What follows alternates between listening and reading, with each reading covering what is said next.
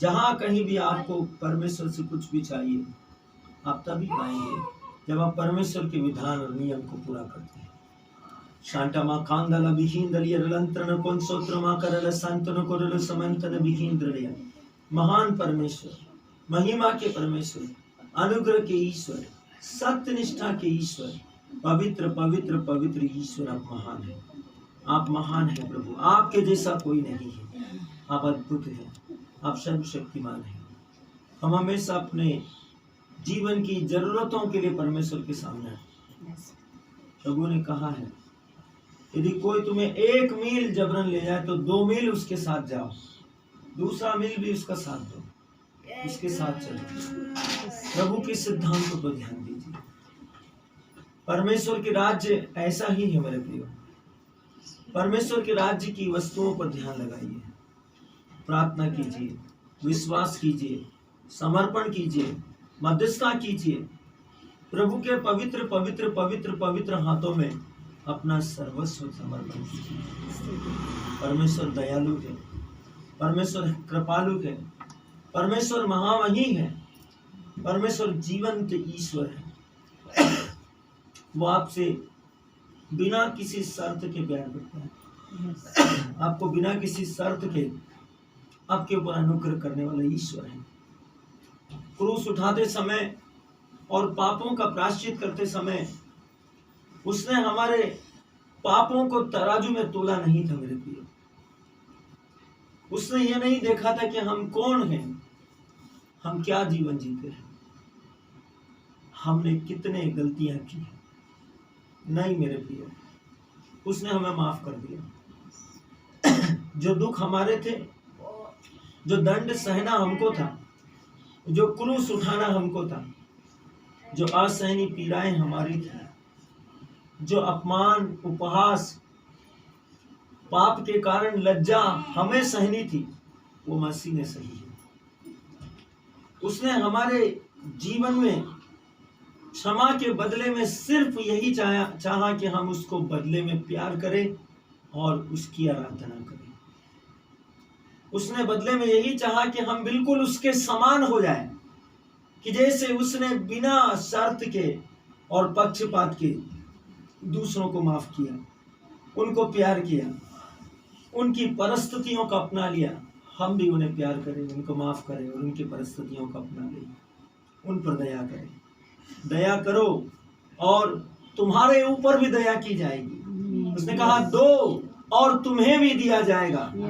उसने कहा जिस नाप से तुम नापते हो उसी से तुम्हारे लिए भी नापा जाएगा।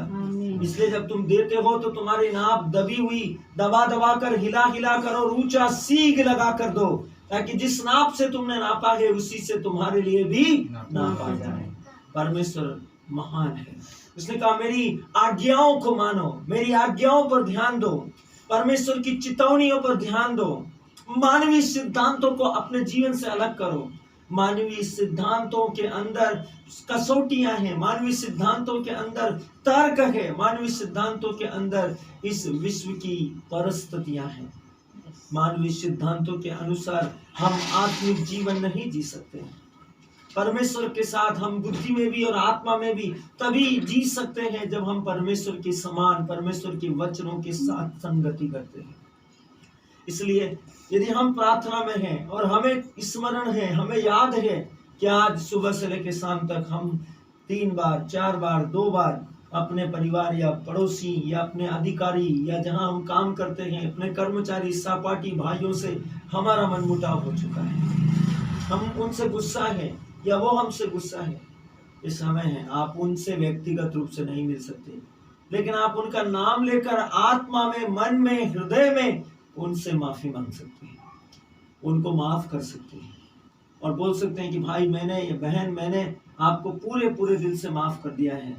मैं आपसे नफरत या गुस्सा नहीं हूँ, मैं आपसे दुखी नहीं हूँ, मैंने आपकी गलती होने पर भी मैंने आपको क्षमा कर दिया। मेरे प्रियो, आपके दिल, आपका हृदय, आपकी आत्मा सच्चे शांति और संतोष से भर जाएगा। आपके जीवन से खेद चला जाएगा। प्रार्थना कीजिए। यीशु ने कहा क्या तुम लोग घंटे भर भी मेरे साथ जाग कर प्रार्थना नहीं कर सकते? ये समय अंधकार का है। बाइबल कहती है जागते रहो और सब समय प्रार्थना करते रहो। जागो और प्रार्थना करो जबकि चारों ओर अंधकार ही अंधकार है। इसलिए नींद से जागने की घड़ी आ गई है, होश में आने की घड़ी आ गई है। हम सब के सब रैप्चर के बहुत निकट हैं। यदि हमारे अंदर परमेश्वर की आज्ञाएं, परमेश्वर के विधान, परमेश्वर के वचन हैं, तो हम स्वर्ग में होंगे। हम सब एक दूसरे का अभिवादन करेंगे स्वर्ग में। लेकिन यदि हमारे मन अफसोस से, मनमुटाव से, गुस्से से, ईर्ष्या से भरे होंगे, तो हम कभी भी स्वर्ग के राज्य में प्रवेश नहीं कर पाएंगे।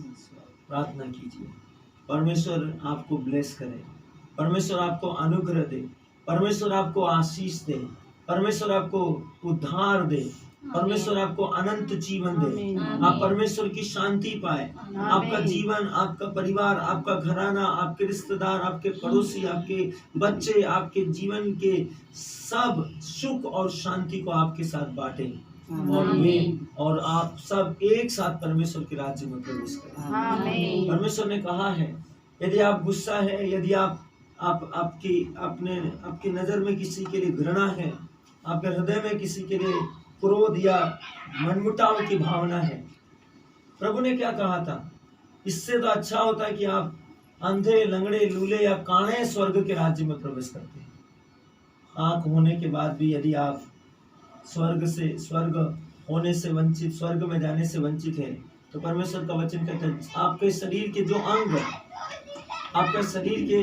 जो अंग, यदि आपका हाथ आपके लिए पाप का कारण है, प्रभु ने यही कहा उसे निकाल कर फेंक दे।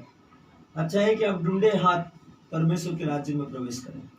आपका पांव स्वर्ग के राज्य में प्रवेश करने में बाधक है, उसे अपने से दूर कीजिए। अच्छा यही है कि आप लंगड़े परमेश्वर के राज्य में प्रवेश करें। मेरे प्रियो, परमेश्वर ने आपको एक उदाहरण दिया है। इसका मतलब ये नहीं कि हाथ और पांव और शरीर के अंग काट डाले जाए, नहीं, ये एक उदाहरण है। यदि आपका हृदय में घृणा है और आप उस घृणा को, उस नफरत को मिटाकर, उसको भुलाकर, परमेश्वर के नाम में दूसरों को अपना कर, प्यार कर कर, क्षमा कर कर, सच्चे मन से प्रार्थना करेंगे, तो स्वर्ग राज्य आपका है, अनंत जीवन आपका है। अनंत जीवन में प्रवेश पाने के लिए आपको परमेश्वर के समान, यीशु के समान होना है। आप अपने आप को मत दिखाइए कि मैं रवि कुमार गाडगे हूँ। नहीं मेरे प्रिय, आप सोचिए, आज सुबह मैं अनुग्रह से बात कर रहा था और कुछ बातें ऐसी निकली, मैं उसको बताया। बाइबल बताती है